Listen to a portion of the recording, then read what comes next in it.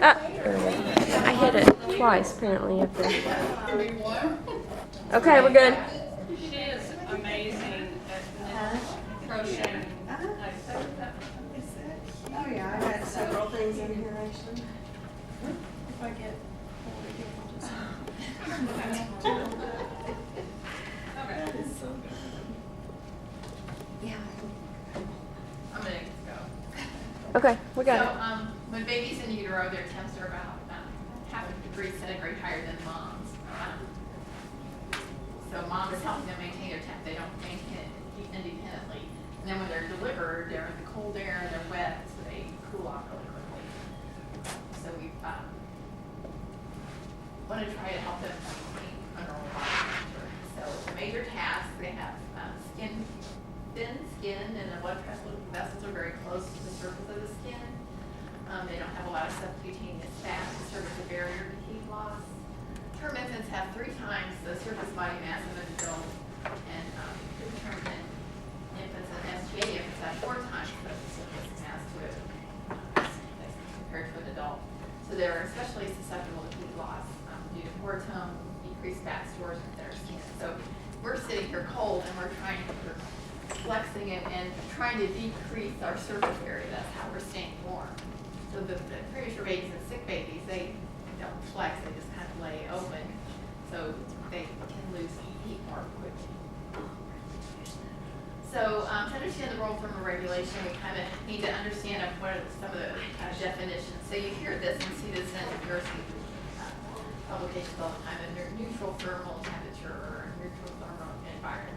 So a neutral thermal temperature is the body temperature at which the individual's oxygen use and energy expenditure are minimized. You're just trying to use your calories efficiently, not increasing the metabolic rate or oxygen consumption to maintain your temperature. So the normal temperatures are based on the core temperature, not skin temp. So normal is considered 36.5 to 37.5. Cold, this is Celsius, obviously. Cold stress, 36 to 36.4 degrees Celsius. Moderate hypothermia, where the baby is now in some danger and you need to make efforts to rewarm the baby, 32 to 35.9. And severe hypothermia is below 32 degrees Celsius, and very brave and need to get the baby warm.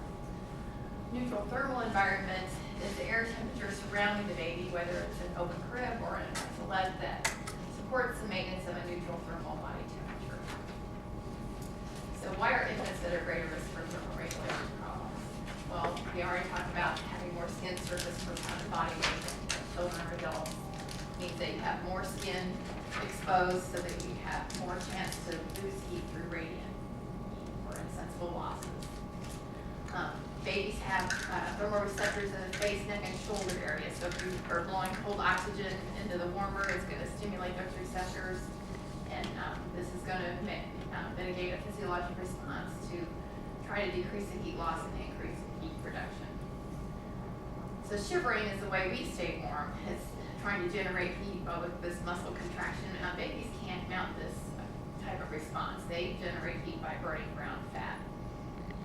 So brown fat is the energy source for infants. It's around the kidneys and near the adrenals. It's in the neck, the mediastinum, and the axilla. And once they use it, they don't make more. Once they use it, it's gone, and they can't utilize it again. This is just a picture of where the brown fat is deposited. And remember, as Shay was saying, the preemies, this is formed later in gestation. So the preemies don't have a chance to lay down a lot of brown fat. They don't really have this source. So in full-term infants, it's about 2 to 7% of the total body weight. In preterm infants, it's not found until around 26 to 30 weeks gestation, and then only in small amounts. So term babies are definitely at an advantage. And it disappears around 3 to 6 months after birth, except in infants who have experienced cold stress, where it'll disappear sooner because they've used some of it up. Hypoxia causes impairment of brown fat metabolism because you need oxygen to be able to burn it. So you have one of those babies that has the PPHN, they're not being perfused well, and now they're cold, they're not going to even be able to use the brown fat to help keep them warm. So when you burn brown fat like that, it's called non-shivering thermogenesis. These babies really can't mount shivering response. It's initiated in the hypothalamus, and then mediated through the sympathetic nervous system, and the norepinephrine release at the site of the brown fat is what stimulates it to be burned. So another way babies conserve heat is through peripheral vasoconstriction. Remember, their blood vessels are really close to the skin, so if they constrict the blood vessels, then the heat can't escape through the skin's surface. Another way that I kind of already alluded to is the voluntary muscle activity. So crying is a way for them to generate heat. Flexing the extremities is a way to generate heat. Those restless movements that you might see. And then really the voluntary, they can't hop around or do this calisthenics. So it's really limited to use in the newborn. So these are the three main ways they try to produce heat: non-shivering thermogenesis, or burning brown fat, peripheral vasoconstriction, and then the voluntary muscle activity. So what does all this mean? So when the air temp is, when the baby is cold, it stimulates the thermoreceptors in the skin, and then they initiate the burning of the brown fat to try to get body temperature stable. That's the first response. But we know that burning the brown fat uses oxygen and glucose, therefore they will run out of stores quickly if you don't intervene, and it could become hypoxic and hypoglycemia because they're going to have lower blood gas, PO2, and their glucose levels will be affected. And growth is affected because they don't have the calories to grow because they're using them all to stay warm. As you might guess, infants at higher risk include the premature low birth weight and SGA babies, but babies who have undergone prolonged resuscitation, again, because they're really flaccid, the warmer sides have been down, there's a lot of air currents moving around them. Babies who are critically ill with infectious cardiac, neurologic, or endocrine problems, especially if there's something with the hypothalamus and they can't really activate that system to give the signal to burn brown fat. As Shay mentioned, babies with open body wall defects are at a higher risk for hypothermia. And anytime you have decreased activity or hypotonia due to sedatives, paralytics, or anesthesia, they're at a higher risk to lose body heat. We talked about this already. Premature infants have less brown fat and glycogen stores. They have poor muscle tone. They really can't flex. They just kind of lay open. With their arms extended, they have increased evaporative water loss because their skin's so thin and the blood vessels close to the surface.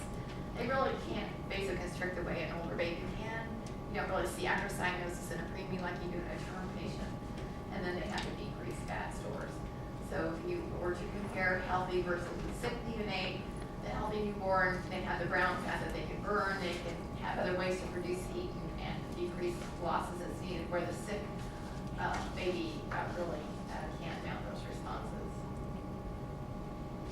So what are some of the signs and symptoms of thermal instability? So I think every one of you can name one as we're sitting here. Body cool to the touch, you can be mottled or have pallor. Central cyanosis, acrocyanosis. They can start feeding poorly, has increased gastric residuals, abdominal distension, hypotonia, low blood sugar. They can be bradycardic or tachycardic. That restlessness that we talked about, shallow or irregular respirations, apnea, and lethargy if it's the hypothermia is severe enough. So we already talked about vasoconstriction. So they can have cool skin and appear pale. They can have an increased respiratory rate because as the pulmonary vasoconstriction occurs, you're not going to get blood supply to the tissues in the skin, so you're going to develop a metabolic acidosis. And by breathing fast, it gets rid of carbon dioxide, which breaks down into carbonic acid. So that's the way to get rid of one type of acid, by breathing fast to make up for your metabolic acidosis. So you're having a compensatory fast breathing rate to try to get rid of the acid that's being built up in the body because you're using burning oxygen in a different way. So the restlessness is a type of behavioral thermoregulation used to generate heat through muscle movement. The very first signs may just be a change in their sleep pattern.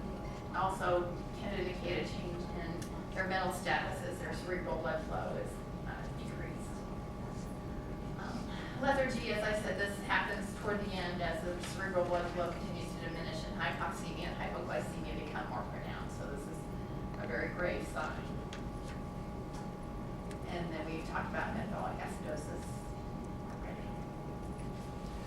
As far as effects on the cardiac system, as the central blood volume increases, initially the heart rate, blood pressure increase, and as the hypothermia progresses, maybe bradycardia. Arrhythmias can result from decreased myocardial contractility and irritability caused by hypothermia. And then forfeiting weight loss, because calories are consumed to maintain body heat.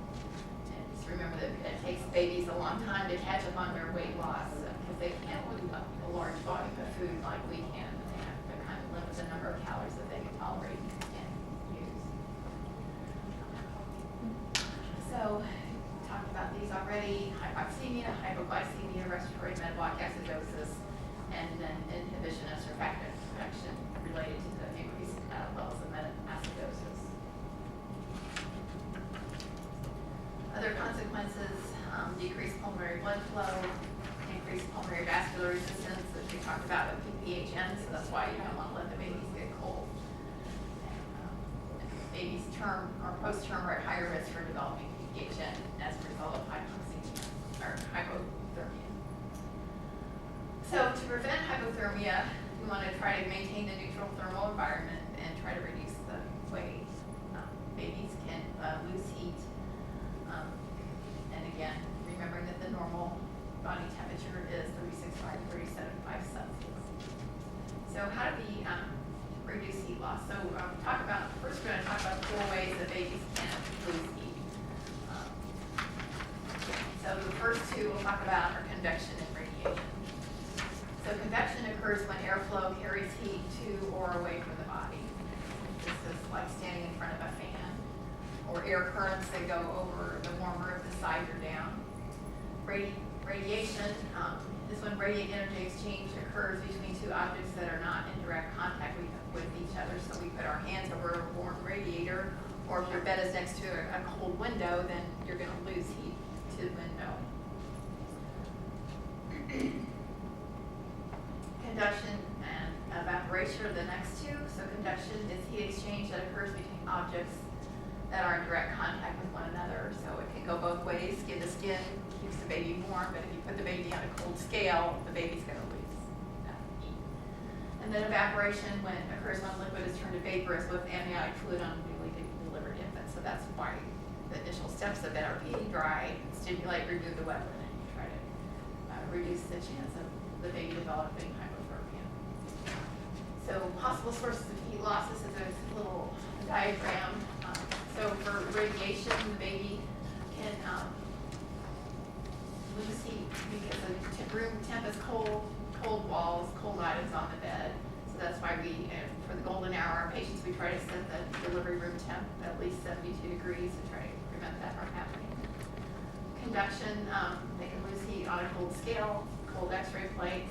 It's nice now that they're not right under the baby, or cold blankets. Convection can occur, heat loss can occur if the bed is near an air vent, or the oxygen again is left on blowing on the face, or if there's passing traffic going by. And then evaporation, wet diaper during the bath, and if the baby's tachypnic, they're losing heat through their own respirations. So some of the strategies to prevent heat loss through convection, providing warm ambient air temperature, placing infants less than 1,500 grams in incubators so that their air temp around them is controlled, keeping the portholes of the incubator closed, warming all inspired oxygen, and keeping the sides open to open warmers and covering the infant if possible, and then using the servo temp control on the warmer. To prevent heat loss through radiation, you want to try to not place the incubators or warming tables near cold windows, walls, or air conditioners. Using the knit hat on the infant's head. Wrapping the tiny babies in saran or bubble wrap, or we actually use a food grade plastic bag with the hole cut out for our golden hour patients, increasing the environmental temp.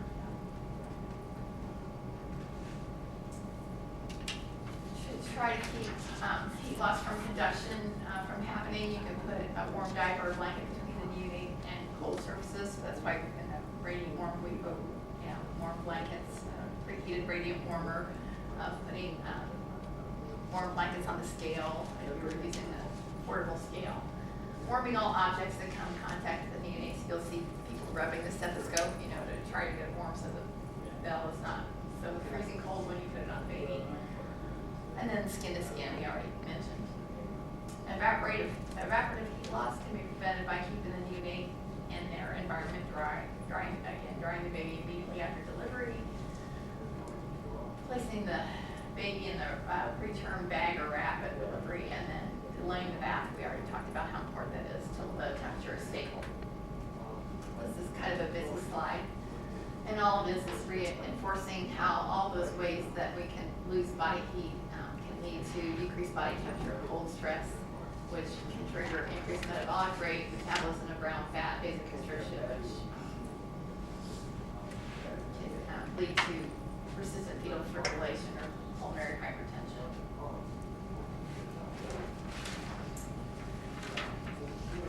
So for at-risk infants, we want to do nursing interventions that can prevent heat loss. So again, pre-warming the radiant warmer bed, pre-warm incubator, not leaving the bed or incubator in the manual mode, using the servo mode when you can. A heated water pad, I would say heat lamps are not really used in this day and age. This is kind of an old talk.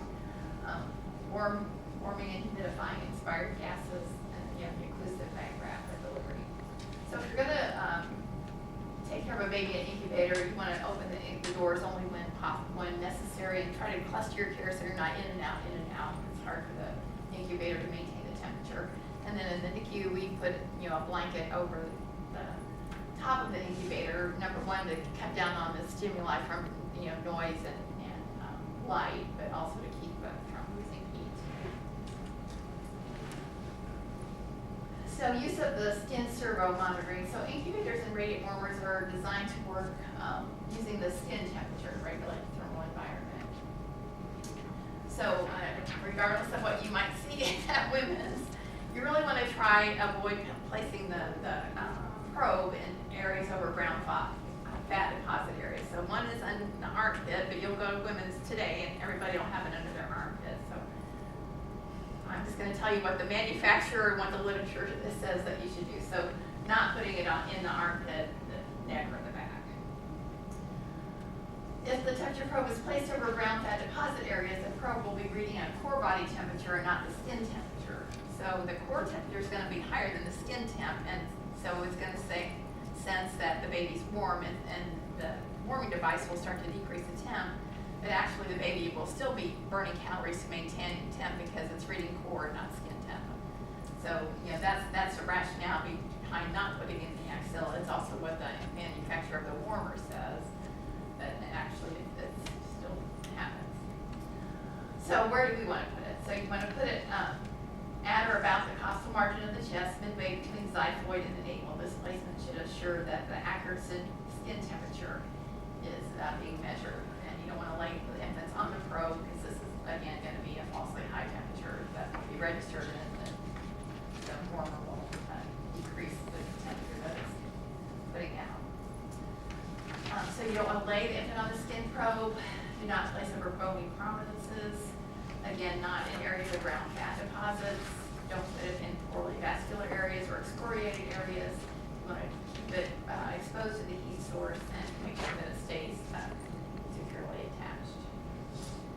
Other safety considerations, you want to make sure the sides of the radiant warmer are up unless you have to leave it down because the baby's has been tubing or is on ECMO or something else going on, which just protects from the air currents that might stimulate the thermal receptors. So you want to try to keep the head covered if you can. Dry the baby well after baths, especially the head and neck area. Dress and cover infants when in cribs to prevent them from chilling. If you're going to be doing some of those dressing changes and what we talked about with the gastroschisis and valsalva, you want to make sure you're using warm, normal saline to do those dressings. And then rewarm slowly if the baby is cold to prevent rebound drop in blood pressure. So if the baby gets cold, how do we rewarm? So you always want to be monitoring the vital signs pretty quickly, being prepared to intervene if they don't respond to the rewarming well. So you want to try to rewarm the temp at about a half degree Celsius per hour.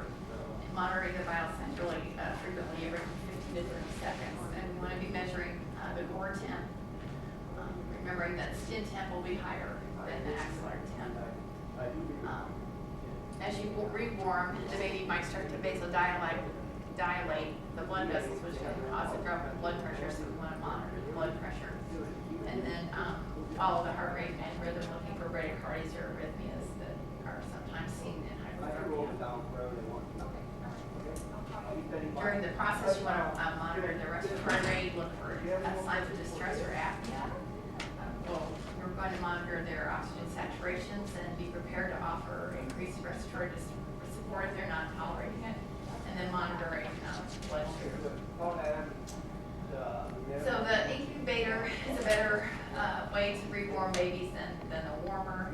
So you would set the temp 1 to 1.5 degrees Celsius above the core temp. So if your baby's 32, you would set the incubator 33.5, and then once you would monitor the temperature, and once the temp is 33.5, then you'd set it up another degree and a half until you got it at the 36.5, 37.5 where you want it to be. So you would increase the temp again to make sure they're tolerating and not showing deterioration. So you just continue that process until the temperature is in normal range. So some signs of deterioration during rewarming include tachycardia. That's due to an increase in cardiac output. That's how babies mount a response to low blood pressure by making their heart rate go faster. Cardiac arrhythmias, hypotension, desaturations, worsening respiratory distress, worsening acidosis. So any questions about hypothermia? Feels like we're finally warming up here. So let's talk a little bit about hyperthermia, because it also has a negative consequence for the neonate. And this is defined as a rectal axillary temperature greater than 37.3. So when it's particularly bad for a baby to be hyperthermic is if they've suffered some type of hypoxic ischemic injury at birth.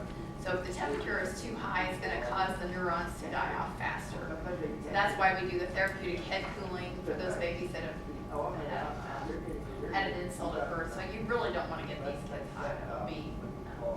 It'd be pretty devastating for them. So some of the risk factors for hyperthermia, it's usually something that we do. We forget that the probe's not on, or we set the warmer wrong, or it's usually an iatrogenic cause. It could be from sepsis, although babies usually don't have a temperature. They don't mount a fever when they're sick. They usually get cold. If they're dehydrated, they can have hyperthermia. Again, as we talk about any babies with some kind of neuro disorder where they don't have a good hypothalamic control, birth trauma anomalies, some drugs can induce that. Signs of hyperthermia are very similar to those of hypothermia, tachypnea, apnea, tachycardic. Flushing is one that's different, hypotension, irritability, poor feeding, and then just remember the skin temp higher than the core temp. Consequences are the same as hypo, increase in the metabolic rate, increase in oxygen consumption, dehydration from insensible water loss, peripheral vasodilation and hypotension, fluid and electrolyte abnormalities, and seizures. So if we're going to cool the overheated neonate, you want to have them as open as they can, not flex. So you want to take the nesting things away so they're kind of open, remove the clothing and expose the skin. Try to monitor the temperature vital signs every 15 to 30 minutes and be prepared to intervene if they get too cool. So back to the key points for preventing hypothermia. The infants who are most vulnerable are preterm SGA. Anybody who's undergone a prolonged resuscitation or is acutely ill, people with open skin defects like abdominal meningoceles, gastroschisis, dolocele are at high risk. You want to use warm humidified oxygen and warm objects that are coming in contact with the baby using a pre-warm radio warmer or incubator, utilizing the servo needle. And then if they are cold, you want to rewarm very cautiously, being prepared for resuscitation. newborn is due more to a lack of knowledge than to a lack of equipment. It's a preventable condition that has been well documented as having an impact on morbidity and mortality. So something that we can prevent and we can improve outcomes if we can keep it in check. Therefore, assisting the infant to maintain a normal body temperature and preventing hypothermia during the stabilization period is critical. That's the hypothermia. Any questions about the regulation? All right, so we have an option now. You can go to lunch now, or we can do one more talk and you'll get out a little bit earlier. So it's totally up to you guys what you'd like to do.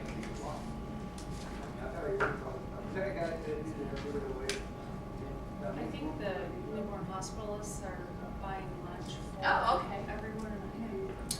So they can get new then probably. All right, so I'll go ahead and talk about newborn antigens then. We'll get done a little soon. I cut out a lot of stuff from the last time that I felt like wasn't really applicable, so.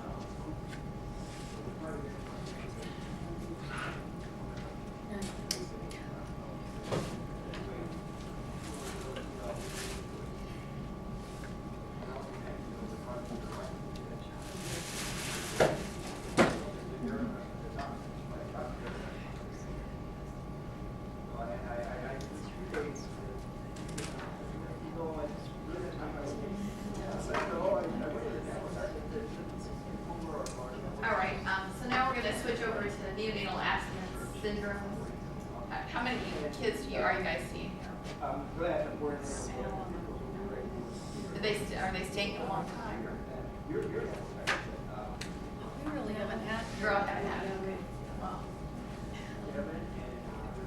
I hope you don't. So just let's go over some of the definitions that are around withdrawal and abstinence for. So tolerance is a decreasing effect after continuous administration or requiring increased doses to achieve the same effect of the drug. So you build up a tolerance and you need more and more to get the same effect. Dependence is when you need a continued administration to prevent signs of withdrawal. So if you stop it, you're going to have signs of withdrawal over time. And with the definition of withdrawal is that when the sedation or analgesia is abruptly discontinued, they'll show physical signs and symptoms.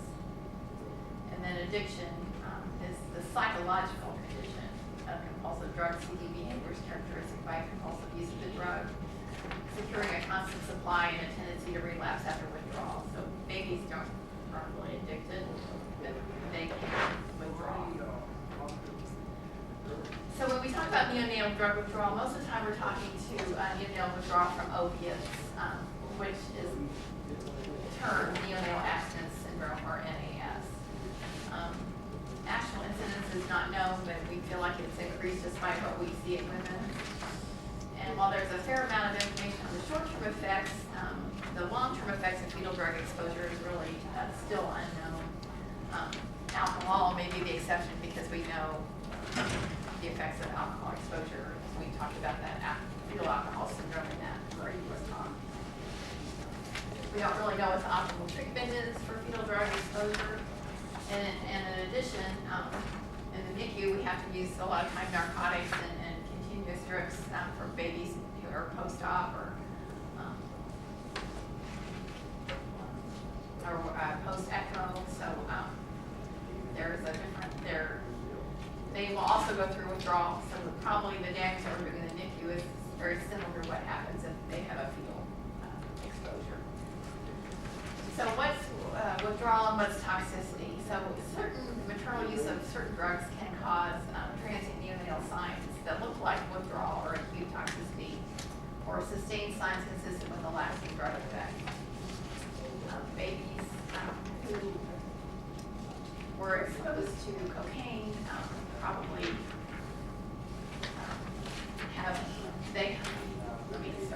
opioid exposure to this often causes withdrawal. Cocaine exposure probably causes toxicity, but not acute withdrawal. So there's a difference between withdrawal and toxicity. Signs of symptoms of withdrawal worsen as the drug levels decrease. Signs and symptoms of acute toxicity improve as the drug level decreases. So it's just kind of a fine line between whether it's withdrawal or it's exhibiting symptoms that are associated with drug toxicity. So the neonatal accident syndrome, the general disorder with CNS hyperirritability, GI dysfunction, respiratory distress, and autonomic dysfunction caused by an abrupt withdrawal from opioids, benzodiazepines, barbiturates, caffeine, alcohol, or an SSRI. But most of the time we're talking about opiates. So during gestation, during the embryonic stage, drugs that can have bad effects. A major structural development has been completed. The drug effects are more subtle. These effects include abnormal growth, anaerobic maturation, alterations in neurotransmitters and the receptors, and brain organization. The drugs of abuse mimic naturally occurring neurotransmitters. So marijuana acts as an anatomy, opiates as endorphins, cocaine and stimulants act within mesolimbic dopaminergic pathways to increase dopamine and serotonin synapses. So long story short, they're mimicking neurotransmitters, which is a bad thing to be exposed to if you're a fetus. Other mechanisms of injury are the indirect effects of the drugs of abuse on the fetus because of what the mom's doing. So the mom's having health issues such as poor nutrition, not getting seeking prenatal care, increased exposure to violence, increased risk of mental illness and infection. Probably of all the mechanisms, the most concerning again is that the developing nervous system of the baby is being exposed to these neurotransmitters, which is affecting the development of the brain. So the drugs of abuse, they transfer across the placenta really easily because they have low molecular weight, they're water soluble and lipophilic. They can accumulate in the fetus and amniotic fluid and have a longer half-life in the fetus. And these drugs of abuse bind to various CNS receptors in the baby. So the exposure happens two ways. Either it's a passive exposure from the mother's use of drugs that she's using during the pregnancy, or because we administered it in the nursery to try to treat the baby, whether it's in pain or on a ventilator, we use narcotics. So in 2009, they did a national survey in drug use and health, and this is kind of disturbing to me. They asked girls 12 years and older about their drug use during pregnancy. So 8.7% reported recent use of illicit drugs, 23.7% reported binge or heavy alcohol ingestion, and then 27% use of tobacco products, which it seems higher to me in real life. 4.5% of the women 15 to 44 years reported recent use of illicit drugs, including marijuana, cocaine, hallucinogens, heroin, methamphetamines, and non-medical use of prescription drugs. Binge or heavy drinking in the first trimester was reported by 11.9%, and tobacco use by 15.3%. And then the last one is really concerning. In the 15 to 17-year-old range, the use of illicit drugs and smoking were higher in pregnant women than those who are not pregnant. So it's a huge issue. Just how much money are we spending on this? Between 2000 and 2009, the total hospital charges for NAS increased from 190 to 720 million dollars. The CDC found that the sales and deaths related to opiate pain relievers quadrupled between 1999 and 2008. Majority of these costs are shouldered by Medicaid, and we're really no better at getting these kids home than we were in 2000. I went ahead because I got that in your job.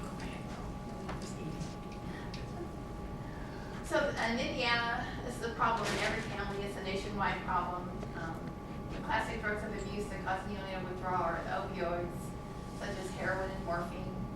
Prescription pain medications are a big one, and there's some things going on in Indiana to try to start screening all mothers for this. And stimulant drugs such as cocaine, amphetamine cause symptoms, signs, and probably harm in neonates. Marijuana is the most commonly used illicit drug. Still is a source of debate concerning whether there's withdrawal associated with marijuana use. The selective serotonin reuptake inhibitors have become a problem because of they're frequently prescribed to pregnant women with depression. It's not clear if these drugs are safe for breastfeeding, although in the last talk, Jennifer said that I think you are allowed breastfeeding with most of those.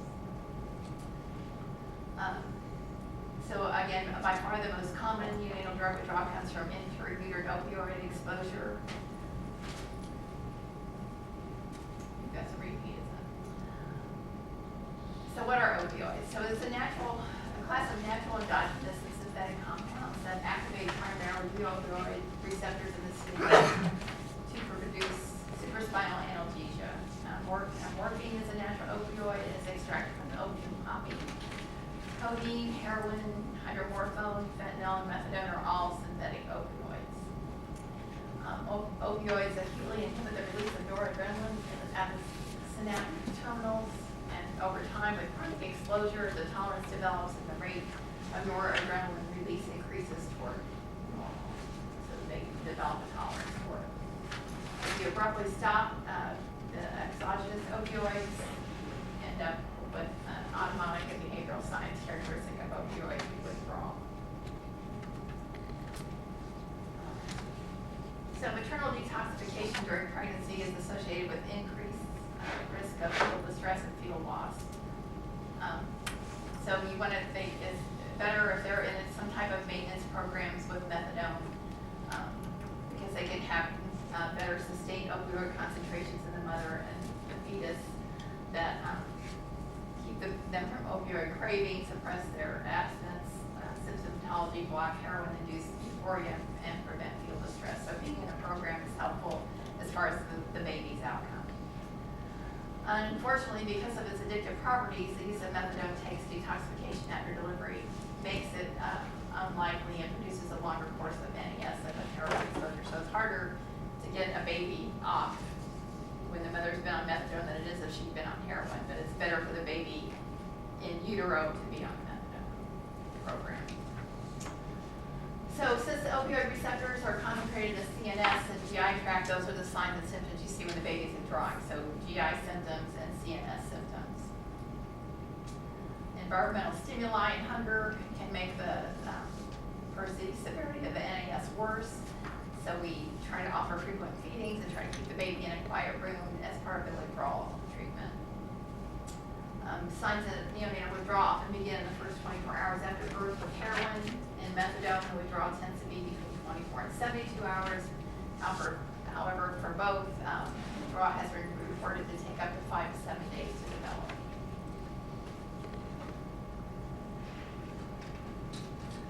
So about 55 to 94% of babies who've been exposed to opioids or heroin in utero develop signs of withdrawal. What do you do for babies that are discharged then? Or would they be And there's washed? a recommendation here coming later from, so that's a good question. So for buprenorphine, withdrawal onset peaks at about 40 hours, and is at worst at 70 hours. And the different time courses and when you see withdrawal are because of the half-life of the drug elimination.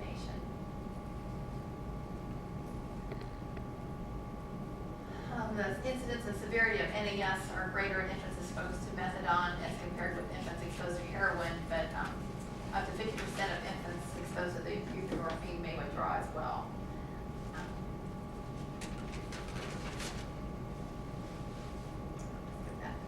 Right, so maternal history, it's good to know the maternal history, whether they or not they participated in the opioid maintenance treatment program, were they in treatment for some kind of chronic pain. It seems like we always see patients that had a lot of back pain and were on prescription treatment for that. What kind of pain administration or medication did they get in the hospital? They were back on the high-risk executive unit, for example. Any history of illicit substance abuse and whether they got prenatal care or if it was spotty, that is a higher risk. If they participated in a maternal opiate treatment program,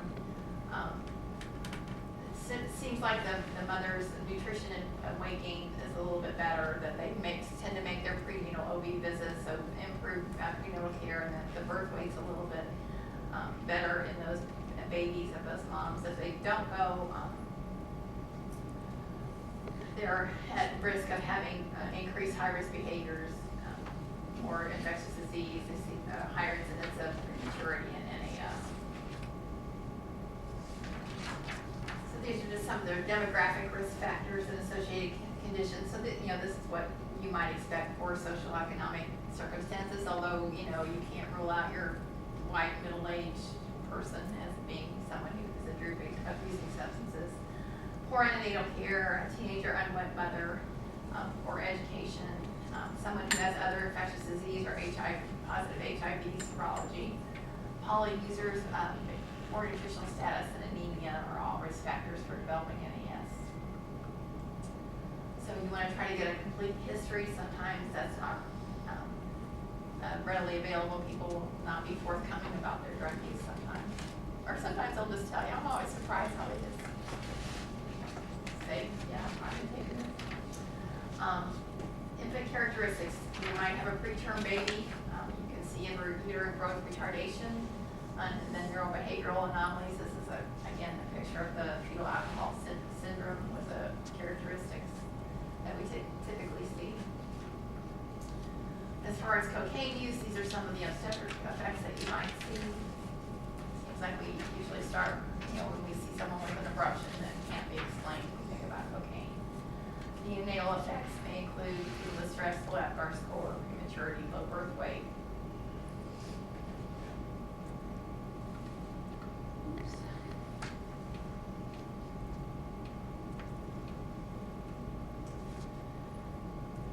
And then in the NICU, babies at risk factors for iatrogenic NAS, anybody who's had cardiac surgery, ECMO, continuous ventilation. So we need to work in conjunction with our pharmacy to try to come up with a weaning schedule that will get them off the medication without having them withdraw.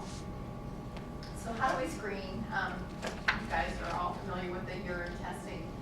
So urine testing of the mother and infant is fast. It has a short turnaround time, but your window to really catch something is pretty short. So you're only going to get the first void, or you're pretty much not going to find it. The meconium screening, we'll test it longer, but it takes a while for the results to come back. The testing of umbilical cord samples is relatively new, and I think we're going to be doing that here soon. So a little expensive, but you can get the results back in 2 to 3 days. So as far as urine, you have a high false negative rate. The meconium detects 3 more times the drug than the urine, and will detect exposure since the second trimester, but again, it takes longer for that to come back. You can do this hair and nails, but that's really expensive. Well, it's not widely available, but you can detect it for up to 5 months after birth. But here is the cord stat umbilical cord test panel. So the problem is not just that the cost of, the cheapest one's $104, the most expensive one that measures all meds is $202, but you also have to collect it, store it, run the lab, so it's costly, but it comes back quickly and it's more accurate. So to score the NAS, there's obviously clinical observation. There's a couple of tools that you can use. We use the Finnegan tool, a modified version, but it's what we use in the NICU. Onset of symptoms is highly variable. It can be hours with heroin or alcohol, but it can take up to days and weeks with methadone, barbiturates, and other sedative narcotics. Majority of symptoms show up around 48 to 72 hours. Some factors that include that influence the timing of the onset of symptoms is the time since the last dose. It's been greater than a week since the mother used. The baby has a lower risk of withdrawal. The amount and strength of the drug can affect the onset of symptoms. The drug half-life. So the longer the half-life, the later you're going to see the withdrawal. And effects of mother who has polydrug use in combination with other drugs during labor can really mess up with when you're going to see the onset of symptoms, and then how well the baby has metabolized and excreted the drug are all going to affect the timing of it. general presentation, restlessness, tremors, high-pitched cry, increased muscle tone, irritability to the point of not being able to console the baby, increased deep tendon reflexes, and exaggerated moro. So all of these things can be caused by other neuro disorders, but so you kind of have to really know the history, but typically these are some of the things we see. Other acute signs and symptoms of withdrawal, you guys can read these of your central nervous system symptoms, sneezing, yawning, inconsolability, some of the gastrointestinal disturbances that we already talked about. Diarrhea is one. They get really sore bottoms because they're continuously stooling. You think these kids seem so hungry and they want the bottle, but they really cannot coordinate their suck or swallow. They're often there for a long time because they don't eat well. Tachycardia, hypertension, tachypnea, sweating, and fever are other sympathetic nervous system signs you'll see. So acute signs and symptoms can persist for 4 to 6 months. So irritability, sleep problems, they don't have enough sleep.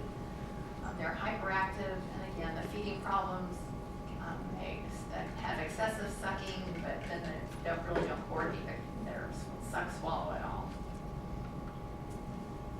Signs and symptoms of withdrawal according to which agents. So on the benzos, you have these specific symptoms. Opioids tend to be more like upper airway obstruction. They sound like they have nasal congestion all the time. Stridor, myoclonus, lacrimation, dilated pupils. And we already tried to talk about these.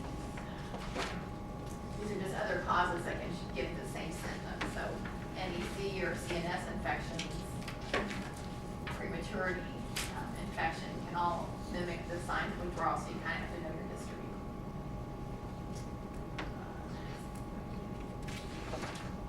So how we score, we're going to document these scores for 48 hours at a minimum.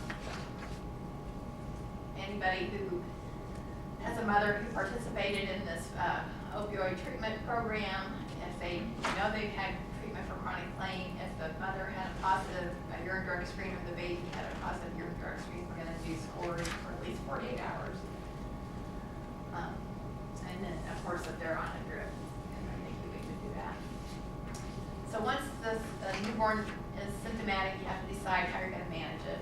We usually try to start first with non-pharmacologic things, using frequent feedings, keeping them quiet, keeping them comforted, swaddled, those types of things.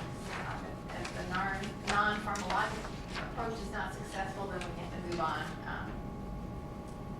to medication. So this is just a slide of the Finnegan score. You can see that there's a score that you give if the baby's exhibiting these things. So as an example, if the baby has excessive versus continuous crying, you would score a 2 or a 3.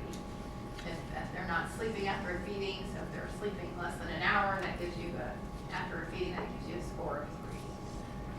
Some over on this side, if you look at stools, if they're watery, that gives you a score of 3. So you kind of do all these scoring and then add them up and come up with a final score. Which I think is in the next slide. So these are some of the non-pharmacologic interventions we already kind of talked about. So this is a good one time when it's okay for a baby in a crib to be swaddled. We usually don't swaddle babies in an open crib, but this is a time where we make an exception for that. A pacifier, frequent diaper changes, use of a sheepskin. You want to put mittens on because they'll get so frantic and scratch their face up. Try to control the environment by decreasing the noise and light exposure and decrease handling. This is a patient I don't go and wake up for an exam because I know I'm going to get my head handed to me on a platter if I wake the kid up because they just got the kid to sleep on. You can kind of make an appointment to do the exam on those kids. You don't want to wake them up if you don't have to. So when you're treating maybe you want to use a drug from the same class as what's causing the withdrawal in the first place. So if it's non-opioid, you can use a phenobarbital. I would say we hardly use that anymore at all. If it's an opioid, we use methadone or some type of morphine alternate.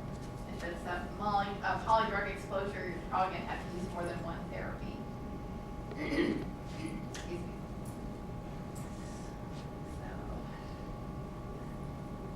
So we're now starting to use clonidine. It's an alpha-2 adrenergic receptor agonist that's being used with an opioid or other drug to reduce withdrawal symptoms. Its more common uses are in hypertension, ADHD, anxiety disorders, and certain pain conditions. So obviously it's not been studied in infants, but we're using it to reduce the CNS sympathetic outflow and to try to moderate those symptoms of withdrawal that have to do with the autonomic nervous system, such as tachycardia, hypertension, sweating, restlessness, and diarrhea. So you have to wean the clonidine off because you can get a rebound in the autonomic activity. So we usually get the methadone weaned off, and then we'll wean the clonidine off second.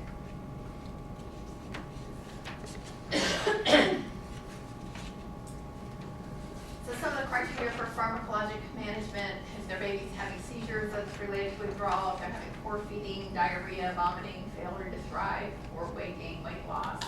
If the baby can't sleep, have unexplained fevers. So if we do that fitting in tool and the babies are scoring greater than 7 for 2 consecutive observations, or they have one score greater than 12, then we're going to treat them with a medication. So methadone is being utilized more. It has a long half-life. Dosing is 0.05 to 0.1 milligrams per kilo every 6 hours. There's not a lot of outcome data about the use of methadone in patients and babies.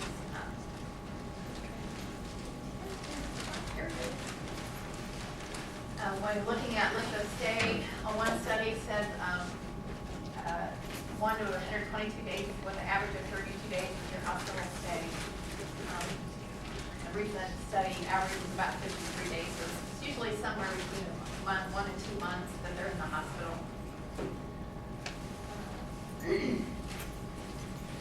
That's it. So talking about marijuana a little bit, it's the most common drug abuse found in newborn drug tests in our practice. There's still debate about the existence of withdrawal syndrome with marijuana, but there are long-term studies that have suggested that there may be effects on attention and impulsivity in children exposed to marijuana during pregnancy. There's also the suggestions that prenatal marijuana exposure decreases academic achievement, especially in the areas of reading and spelling. So while there's really not a withdrawal that they go through from marijuana, there are long-term outcomes that impact the child's achievement later in life.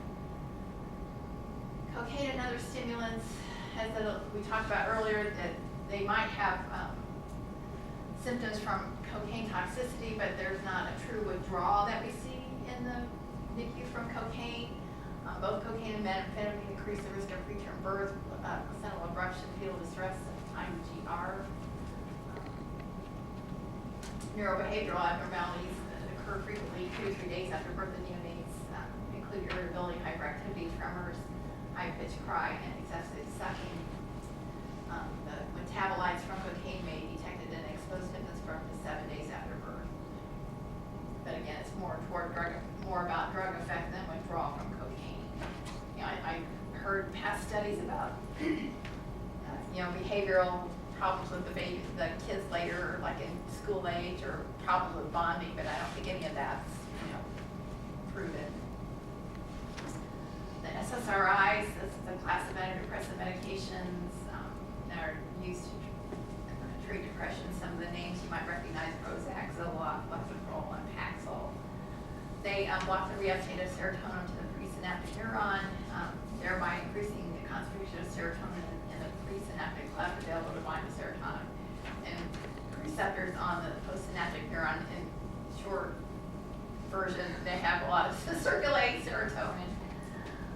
So in the third trimester, you could see exposure, you could see continuous crying, irritability, jitteriness, shivering, fever, tremors, hypertonia, tachypnea, all the things we've talked about already. The onset is from several hours to several days. It usually resolves in 1 to 2 weeks.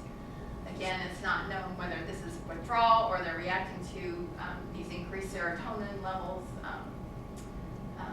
But usually it's a slower clinical course as the signs and symptoms resolve. As I talked about, we are allowing breastfeeding because of the low plasma concentrations that are pretty consistently low. So we are, especially with, at least with Paxil, and I think Jennifer said with the other ones, you are allowing breastfeeding. Alcohol and cigarettes, these are legal drugs that are frequently used in pregnancy.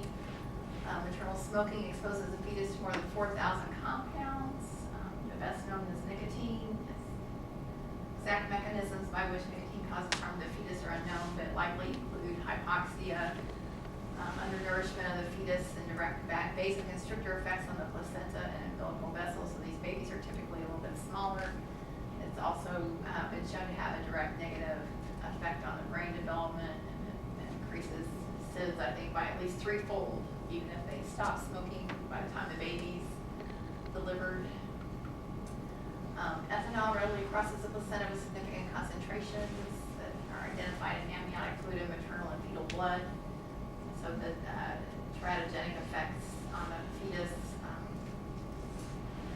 is due to altered prostaglandin and protein synthesis, altered brain morphology, neuronal development, hypoxia.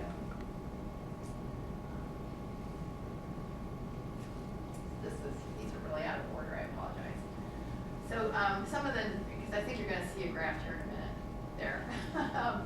So if we look at long-term effects of prenatal drugs exposure, we really don't know a lot about, if you look at nicotine, marijuana, opiates, and cocaine, we don't really know about the drugs, but alcohol is something that's really proved to have an effect. So alcohol during pregnancy is contraindicated.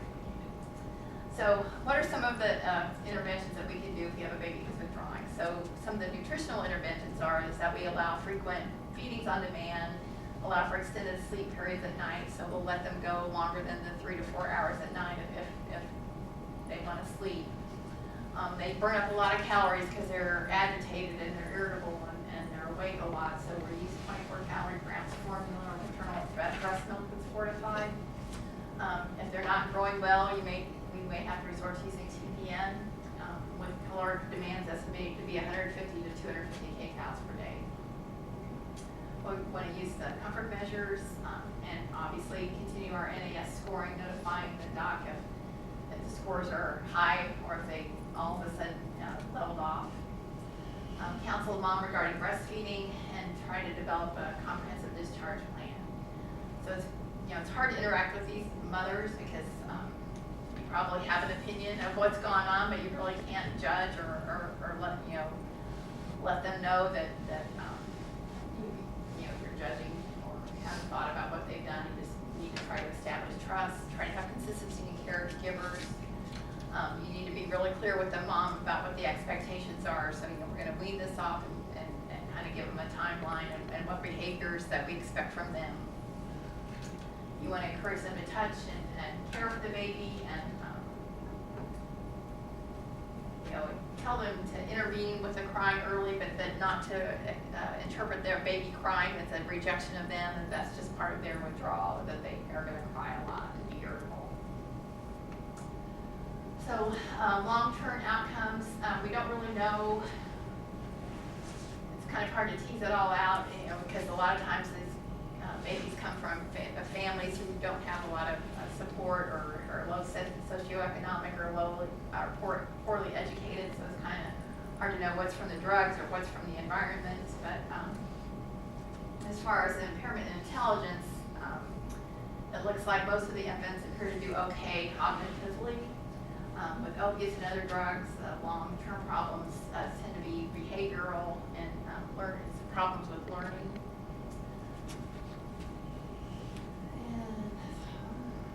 This is not a lot of data. So as far as morbidity, mortality, death is really rare. If they died, it would be because of something else, prematurity, infection, and asphyxia. And again, the risk for SIDS is significantly higher, especially in opiate and cigarette-exposed infants. Methadone is a 3.7-fold higher risk of SIDS, cocaine 2.3.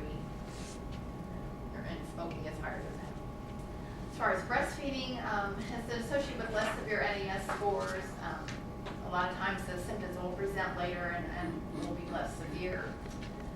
Breastfeeding, sanctuary requires that the mother be in a supervised drug treatment program and the mother be HIV negative. Generally that means that they're enrolled in some kind of methadone program. Methadone is excreted in the breast milk at a low level so that it's safe to go ahead and breastfeed if they're on methadone. If the mom is using street drugs, it's a contraindication of breastfeeding with the possible exception of marijuana because it's such a little effect. Oral narcotic pain relievers, for the most part, should not be used in lactating mothers. Some of them are relatively safe, but should be used at the lowest possible dose.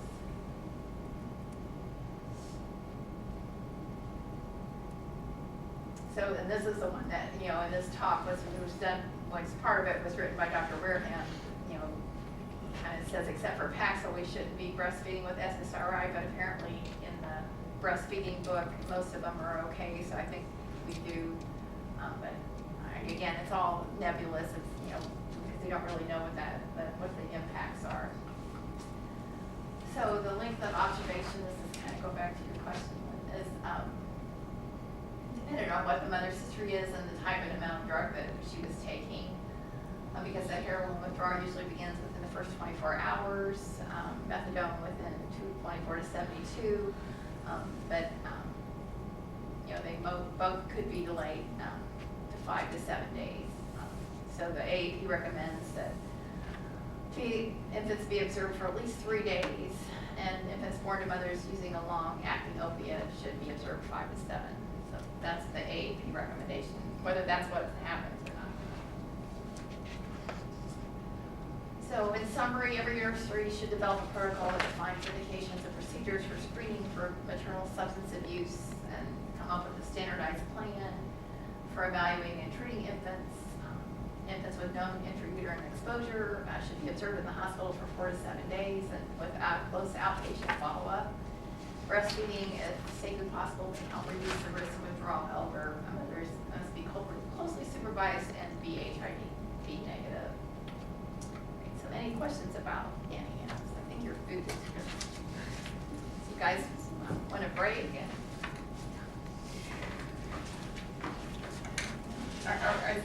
That's not it. No, that's not it. That's just just chips and cupcakes. The lady, when I went down to the cafeteria to get my lunch, they said they're bringing food up. are they bringing it At noon. Okay, so in 5 minutes. So a little break.